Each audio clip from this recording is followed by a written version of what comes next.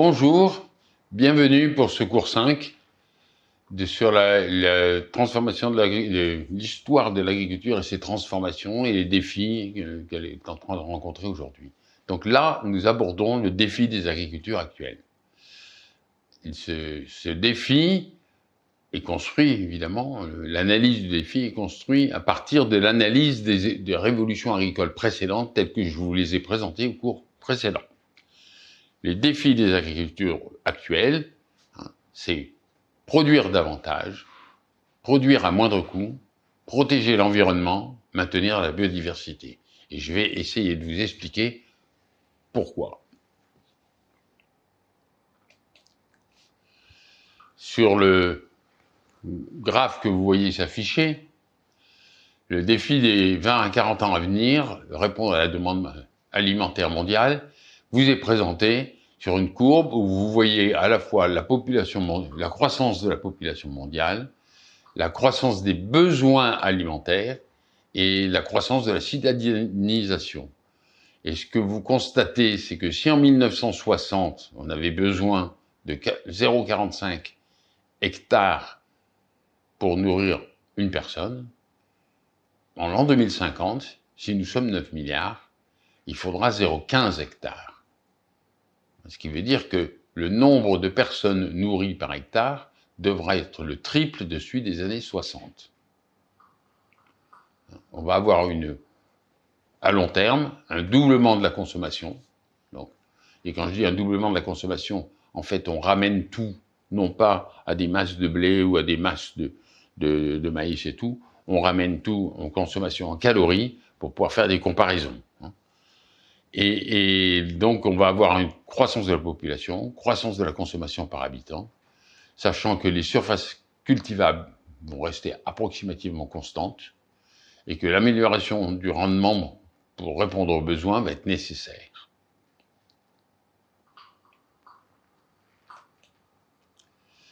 Donc, pourquoi les limites actuelles des surfaces cultivées ou cultivables sont des facteurs fondamentaux de cette analyse. Je vous propose un tableau avec une carte qui vous montre la répartition des terres cultivées et cultivables à notre époque, vers 2020, mais ça va pas vraiment changer dans les 30 ans à venir, à partir de travaux internationaux. On se rend compte que dans le monde actuel, on a 1600, voire 1800 millions d'hectares, ça dépend des estimations, qui sont cultivés. Il y a des terres cultivables non cultivées estimées à 2700 millions. Ce qui veut dire que il semblerait qu'on aurait au moins 1000 millions, soit 1 milliard d'hectares, qui puissent être disponibles. Mais on va voir quels sont les obstacles. Sur ces 1600 millions, il y en a 620 millions qui sont dans les pays développés et 980 millions qui sont dans les pays dits en développement. Et quand on regarde les terres cultivables, vous le voyez sur le tableau qui est affiché là, vous voyez que dans les pays développés, on pourrait croître de 380 millions d'hectares et dans les pays en développement, on pourrait croître pratiquement de 800 à 900 millions d'hectares. Donc on se dit, c'est bien, on a de la marge. Sauf qu'il y a des obstacles à la culture. Et la nature des obstacles à la culture sont différents selon les régions du monde. Entre autres, dans les pays développés, il y a une compétition d'usage des surfaces dont je vais vous parler. Et dans les pays en cours de développement, il y a d'autres problèmes qui sont des problèmes de logistique parfois, des problèmes agronomiques. Et les agriculteurs n'ont pas encore les connaissances qu'il faut pour arriver à accroître les productions, et puis on a un problème de protection des productions. Et vous avez sur la carte, juste en dessous, que je vais vous remettre d'ailleurs avec une autre carte précise, qui montre que les surfaces agricoles potentielles sont finalement relativement faibles par rapport à la surface globale planétaire. Ce qui est assez surprenant, c'est de voir qu'il y a quand même, en gros, 20% de la surface du monde qui ne sont pas du tout cultivables. Et puis il y a des régions qui sont cultivables de manière plus ou moins intense. Et cette carte vous permet visuellement, hein, vous pouvez la regarder, là, prendre le temps, et de vous dire, ah oui, d'accord, bon, le vert, les couleurs ont été choisies, c'est pas moi qui les ai choisies, j'ai pris une carte qui est officielle. Le vert est présenté comme les cultures, plus c'est foncé, plus c'est plus il y en a. Et tout ce qui correspond plutôt à des prairies et dans des endroits d'élevage, sont mis en orange ou en marron. Et vous voyez que l'orange et le marron sont quand même assez importants et que les terres dites cultivables se retrouvent essentiellement dans les pays tempérés, mais en Inde. Vous voyez la spécificité de l'Inde qui se retrouve à être le pays au monde dont les surfaces cultivables, le taux de surface cultivable est certainement un des plus importants au monde. Et vous voyez une autre zone après, c'est la zone qui va de l'Europe centrale jusqu'à la Russie, et une autre zone qui est en Amérique du Nord, vraiment dans les grandes plaines américano-canadiennes. Et puis vous voyez aussi en Inde. Mais vous voyez que quand même les surfaces importantes sont assez concentrées. Ils ne sont pas si nombreuses que ça. Et donc nous sommes de plus en plus nombreux, parce que la population croît, mais le monde est fini, et les surfaces agricoles possibles sont finies. On n'a pas tant de surfaces agricoles disponibles aujourd'hui. Alors pourquoi les surfaces cultivées ne pourront pas croître, hein, ou très peu? Alors là aussi, je vous montre quelques images.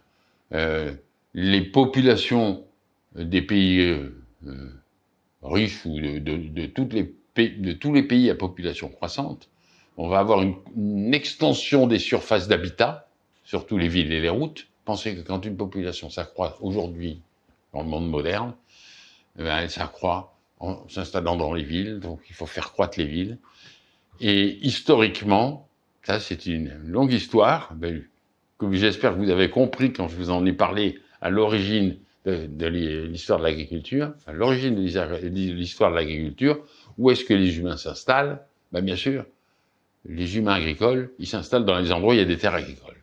Donc ils vont mettre leur village, leur petite ville, au cœur d'une région agricole. Si cette ville explose, si les populations s'accroissent, la ville va croître aux dépens de quoi? Des meilleures terres agricoles. Et ça, c'est une caractéristique mondiale, partout. La croissance des villes se fait toujours au détriment des meilleures terres agricoles. Il aurait fallu imaginer, se dire, allez, on va faire un plan intelligent, on va mettre les habitations systématiquement dans les montagnes et dans les endroits où on ne cultive pas, et puis les gens descendront dans les plaines pour cultiver. Ça n'a pas marché, parce que évidemment, historiquement, les gens se sont installés le plus proche de l'endroit où ils pouvaient cultiver. Donc il faut comprendre que quand une population croît, et s'enrichit, que les gens veulent vivre dans des villes, ils vont aller s'entasser dans les lieux où il y a les meilleures terres agricoles. Et quand l'économie croît, évidemment, vous avez des extensions de surfaces complètement artificialisées, vous allez avoir des usines, des voies ferrées, des autoroutes, des aéroports, des zones portuaires, de la logistique, et tout ça, en grande majorité, dans les surfaces les plus faciles à cultiver. Alors, il y a un troisième raison pour laquelle les surfaces cultivées vont difficilement croître, c'est qu'il y a un mouvement global de la population, ce qui est tout à fait compréhensible, pour la protection de l'environnement et pour la création de surfaces protégées qui seront naturelles et pour lesquelles on ne fera pas, justement, de villes, de routes, d'usines, etc. Donc, on va vouloir accroître les surfaces protégées et en même temps, dans les surfaces potentiellement agricoles, on va aussi accroître la partie artificialisée. Donc, on a une pression globale pour que l'utilisation de l'ensemble des surfaces mette l'agriculture en compétition avec les autres activités. Ça, c'est quelque chose à bien comprendre. Alors maintenant, pourquoi on peut affirmer qu'on est dans une nouvelle révolution agricole? Parce que il faut espérer qu'on est dans une nouvelle révolution agricole d'un certain sens, puisqu'avec les limites que je viens de vous dire, il va falloir qu'on produise plus avec moins de surface. C'est que toutes les révolutions agricoles, quand on les analyse, toutes celles dont je vous ai parlé précédemment, et j'espère que vous n'avez pas trop souffert quand je vous en ai parlé parce que c'était un peu compliqué et que j'ai essayé d'être le plus rapide possible, mais toutes ces révolutions agricoles ont permis de franchir des butées, en fait, en termes de capacité de productive durable. À chaque fois, on trouvait une solution pour produire de manière durable plus. Elles ont permis de produire davantage, soit par hectare, c'est le rendement, ce qu'on appelle le rendement, soit par agriculteur, c'est ce qu'on appelle la productivité. Donc, je vous ai parlé du labour avec la charrue Brabant qui fait que le laboureur peut labourer dans les deux sens, ben, il a doublé sa productivité. Donc il peut cultiver 2 fois plus d'hectares. Mais ça ne veut pas dire qu'il a augmenté son rendement. Et là, dans le cas où on est aujourd'hui, il faut à la fois augmenter la productivité, puisqu'il y a de moins en moins de gens qui veulent être agriculteurs, et en même temps, il faut augmenter le rendement. Toutes les révolutions ont toutes eu pour caractéristique d'accroître l'intensité de l'activité. L'intensité de l'activité, c'est à la fois l'augmentation du travail et du capital. La dernière révolution agricole, surtout, s'est bien montrée puisque on a transformé, en gros, les forces animales en des forces mécaniques, ce qui a libéré beaucoup de terres. Mais ça fait que chaque agriculteur est obligé d'investir davantage. En fait, la révolution qui est en cours va certainement avoir une augmentation du travail, certes, à l'hectare, mais c'est pas sûr, en termes de temps de personnes, parce qu'on va aussi amener des machines, des robots, et donc ça va exiger une augmentation du capital. La plus grosse difficulté qu'a un jeune qui voudrait s'installer en agriculture, aujourd'hui, c'est le capital. L'agriculture, c'est une sorte d'industrie lourde, où il faut un gros capital pour produire des rendements, pour produire de la valeur relativement faible. C'est l'inverse de la petite start-up de 10 personnes qui espèrent gagner beaucoup d'argent et veut faire beaucoup de revenus avec un nombre de personnes très faible et sans avoir mis un énorme capital à l'origine. L'agriculture, quoi qu'il arrive, il faut un gros capital à l'origine. Dans toutes les révolutions agricoles sont associées à justement une transformation, une révolution technique, sociale, économique. On ne peut pas nier que nous ne soyons pas aujourd'hui dans une pleine transformation, une révolution technique, sociale et économique. Donc on ne voit pas pourquoi l'agriculture va échapper à ça. Et l'agriculture va devoir s'adapter à cette transformation globale économique, et on le voit bien d'ailleurs avec l'usage d'Internet et l'usage du numérique qui rentre actuellement dans l'agriculture à tous les niveaux. Un autre aspect à comprendre, c'est que chaque révolution agricole a accru l'artificialisation de l'environnement agricole. Et la grande question, c'est de savoir, cette révolution qui est en cours, va-t-elle accroître l'artificialisation de l'environnement? Et si oui, qu'est-ce qu'on veut dire par là?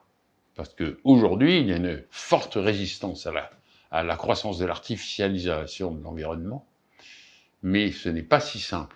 L'artificialisation de l'environnement, c'est pas uniquement mettre des machines partout.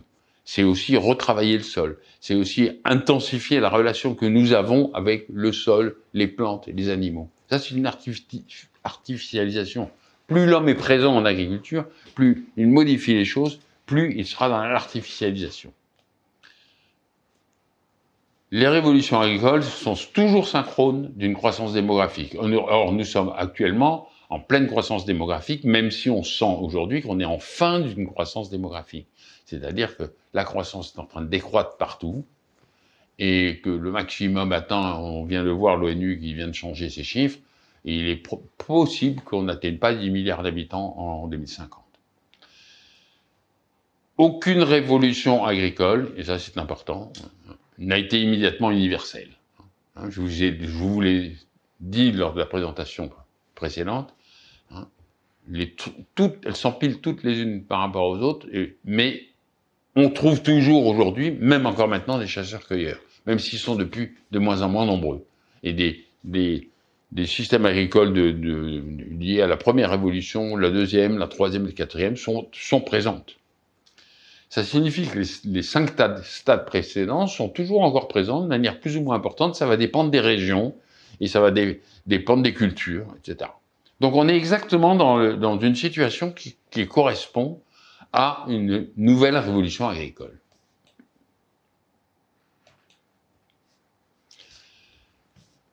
En quoi elle pourrait consister? Alors, je vais vous le présenter très spéculativement en vous montrant là une image qui parle d'un nouveau paradigme. Un nouveau paradigme, c'est-à-dire un nouveau concept de base, une nouvelle façon de penser les choses.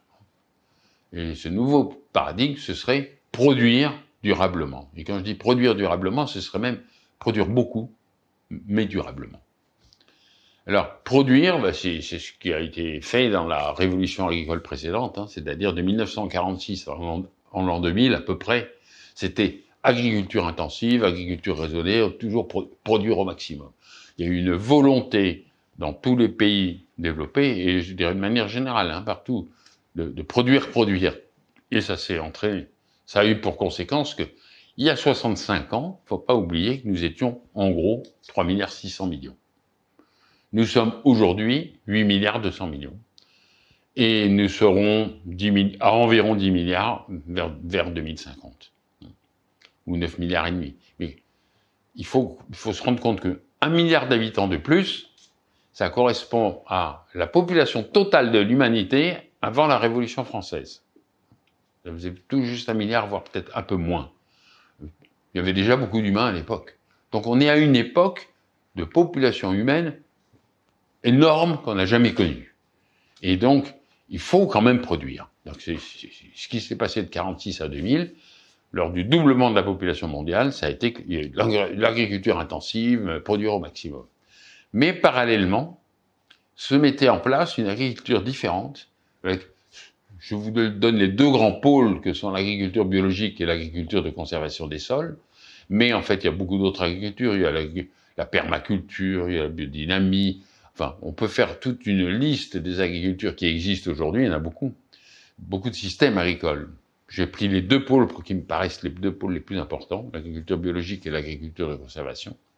Et le problème, c'est qu'il va falloir associer ces deux agricultures.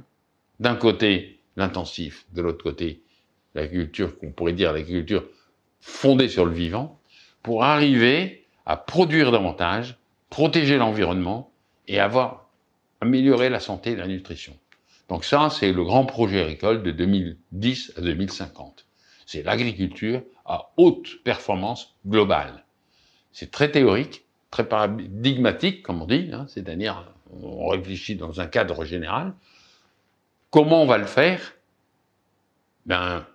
C'est pas sûr qu'on sache tout aujourd'hui, mais aucune révolution agricole n'a été mise en place par des gens qui croyaient, qui savaient déjà ce qu'il fallait faire pour l'agriculture. Ça s'est fait toujours pas à pas. Il n'y a aucune révolution agricole qui s'est faite avec la connaissance de l'anticipation de l'agriculture qui allait se passer. Ça n'existe pas. Donc, pas trop croire les prospectivistes. Mais c'est important quand même de comprendre qu'il va falloir réfléchir d'une manière complètement nouvelle, en se basant sur toutes les connaissances qu'on a actuelles, et en acceptant, dans certains cas, d'utiliser des techniques anciennes et les mêler à des techniques nouvelles. Mais, et c'est ce par quoi je voudrais finir cette présentation, rappelez-vous, quand je vous ai parlé de la naissance de l'agriculture, de la révolution néolithique, de la domestication, elle s'est faite par une forme d'alliance.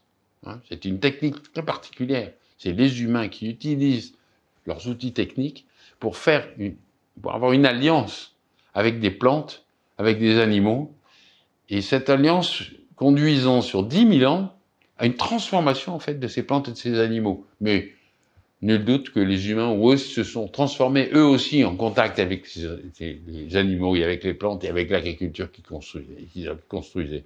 Les humains d'aujourd'hui n'ont pas du tout les mêmes attentes que les humains du néolithique.